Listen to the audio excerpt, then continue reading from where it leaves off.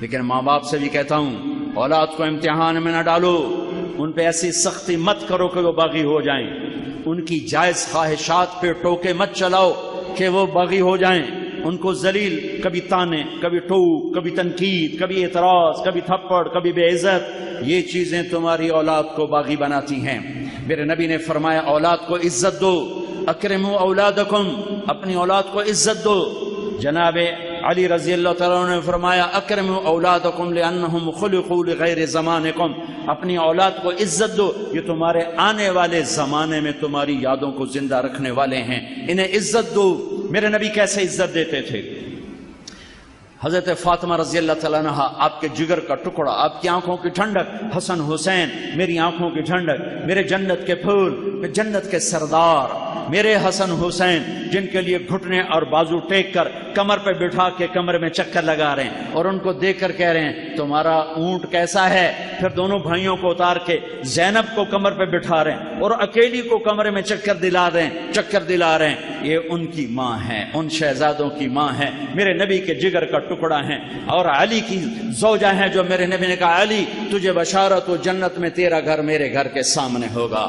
جب حضرت فاطمہ آتی اور وہ چوتھے دن نہیں آتی، کوئی 8ویں دن نہیں آتی، روز آنا لگا ہوا ہے کہ دیوار کے ساتھ دیوار ہے، جب حضرت فاطمہ آتی دروازے پہ آتی میرے نبی کھڑے ہو جاتے۔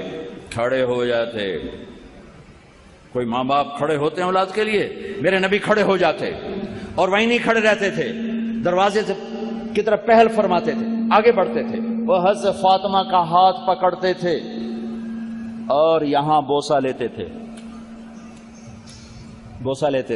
بوسہ، پھر ان کا ہاتھ پکڑ کے اپنی بیٹی کو چارپائی پر پہلے بٹھاتے تھے، اس کے بعد خود بیٹھتے تھے۔ یہ ہے میرے نبی کی عزت اولاد کے لیے۔ 99% ماں باپ اولاد کو اپنی پراپرٹی سمجھ کے رگڑ دیتے ہیں، پھر وہاں سے بغاوت واپس آتی ہے۔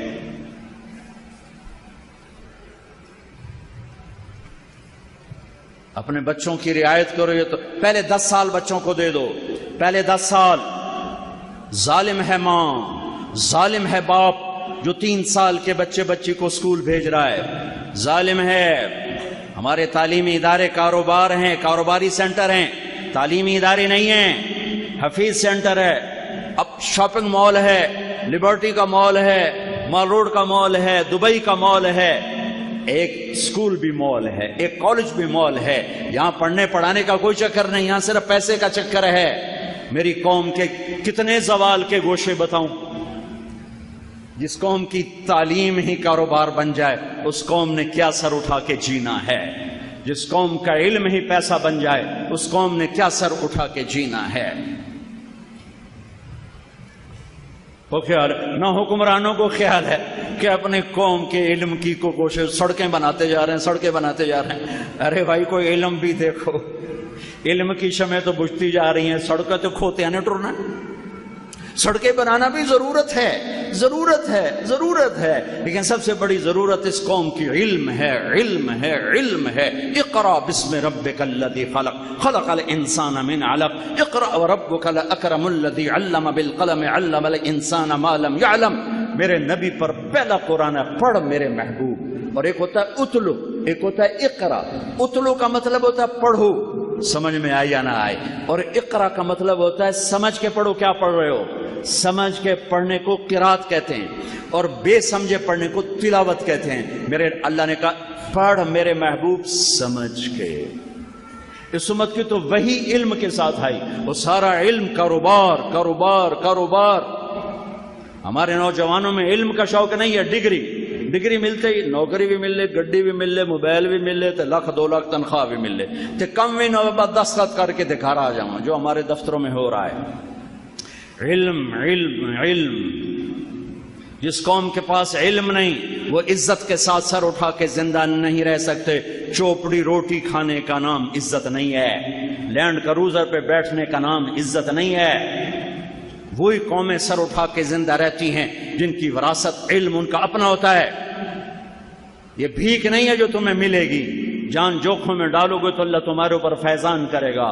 خیر بات دوسری طرف چلی گئی، 3 سال کے بچے کو اسکول بھیجنا ماں کا ظلم ہے، باپ کا ظلم ہے۔ یہ بچہ ماں کی گود چاہتا ہے۔ میرا نبی شفیق تو فرماتے ہیں کہ 7 سال سے پہلے نماز بھی نہ کہو، 7 سال سے پہلے نماز بھی نہ کہو، 7 سال کے بعد نماز کی بات کرو۔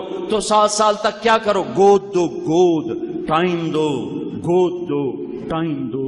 جو نہ ماں کے پاس ہے نہ جو باپ کے پاس۔ فیصلہ آباد میں ہمارے جاننے والے ہیں، وہ میاں بیوی دونوں ٹیچر ہیں، تو وہ بیگم پیپر چیک کر رہی تھی تو رونے لگی۔ تو میاں نے پوچھا، نہ میاں کچھ اور ہے، بیوی ٹیچر ہے، کیوں رو رہی ہو؟ تو میں پیپر نکال کے آگے کر دیا۔ اس نے پیپر پڑھا تو اس میں لکھا ہوا تھا آپ کیا بننا چاہتے ہیں، آپ کیا بننا چاہتے ہیں؟ تو اس بچے نے لکھا تھا میں اسمارٹ فون بننا چاہتا ہوں، کہ جب میں گھر آتا ہوں تو میری ماں میری بجائے اسمارٹ فون پہ ہوتی ہے، میرا ابا میرے بجائے اسمارٹ فون پہ ہوتا ہے، میں کوئی بات کرتا ہوں تو نہ باپ جواب دیتا ہے نہ ماں جواب دیتی ہے، اپنے اس پہ لگے ہوتے ہیں، تو میں بہت زیادہ ڈیگریڈ ہوتا ہوں، تو کاش میں فون ہوتا۔ تو اس نے کہا تو رو کیوں رہی ہو؟ کہ یہ تیرے بیٹے کا پیپر ہے، یہ تیرے میرے بیٹے کا پیپر ہے جس نے یہ لکھا ہے کہ میں فون بننا چاہتا ہوں۔ یہ آج ہر ماں کا ظلم ہے، ہر باپ کا ظلم ہے۔ اس موبائل نے تمہاری زندگیاں، ہماری زندگیاں برباد کر دی ہیں، تباہ کر کے رکھ دی ہیں۔ ایک ہاتھ میں 7 بر اعظم کو بند کر دیا ہے، اور ایک کمرے کی چھت کے نیچے بھائی بہنوں کو یوں مشرق مغرب سے بھی دور کر دیا ہے۔ ماں باپ اولاد میں تعلق ختم، بہن بھائیوں میں تعلق، سب اپنے اس پر لگے ہوئے ہیں۔ لگو، نہ میں روک سکتا ہوں نہ تم روکو گے۔ کچھ وقت تو ایسا کرو کہ اس کم وقت کو چھوڑ کے سارے کٹھے بیٹھو۔ میں یہ نہیں کہتا ہوں، نصیحت ہے کرو، ارے ماں باپ بیٹھ جاؤ، بچے بن جاؤ بچوں کے ساتھ۔ 10 سال بچوں کو دے دو، ساری زندگی بچے تمہارے ہیں۔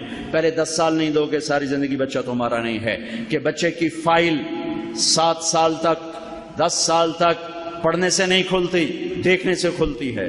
دیکھتا ہے وہ جو دیکھتا ہے وہ سیکھتا ہے، جو دیکھتا ہے وہ سیکھتا ہے۔ جب اس کو پڑھنے لکھنے پہ لگایا جاتا ہے تو کہ سارے نیورون جل جاتے ہیں، یہ سارا سسٹم اس کا آف ہو جاتا ہے۔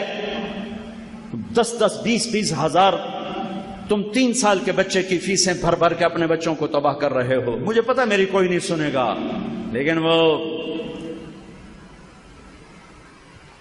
بھڑکتی آگ پہ کبوتر نے بھی پانی ڈالا تھا ابراہیم کی، اسے بھی پتا تھا میری 2 چن جنال کی آگ بجھنی ہے۔ مجھے بھی پتا ہے میری کوئی نہیں سنے گا، شاید میں ہی پاگل کہلاؤں، دیوانہ کہلاؤں، لیکن میں ان وادیوں سے گزرا ہوں۔ میں اچھے سکول کا، گورنمنٹ کالج لاہور کا پڑھا ہوں، مجھے پتا ہے ان سارے راستوں کا۔ میری 11 سال عمر تھی، میرے باپ نے مجھے لاہور بھیج دیا سینٹرل ماڈل سکول میں پڑھنے کے لیے، ہاسٹل میں ڈالا۔ 3 سال میں روتا رہا ماں باپ کی جدائی پر۔ 4تھے سال میرے آنسو ایسے خشک ہوئے کہ نہ موت تک نہ ماں سے پیار کر سکا نہ باپ سے پیار کر سکا۔ دین میں لگنے کے بعد عزت دی، احترام دیا، خدمت کی۔ میرے باپ نے میری گود میں جان دی، میں نے اس کو غسل دیا، جنازہ پڑھا ہے، لیکن میں تمہیں دیانتداری سے کہہ رہا ہوں، میں ماں باپ سے پیار نہیں کر سکا، کہ پیار کی شمع انہوں نے بجھا دی تھی۔ جب مجھے ان کی گود کی ضرورت تھی انہوں نے مجھے ہاسٹل میں ڈال دیا۔ میرے محبت کے سارے چراغ انہوں نے بجھا دیے، جنہیں میں کوشش کے باوجود نہ جلا سکا۔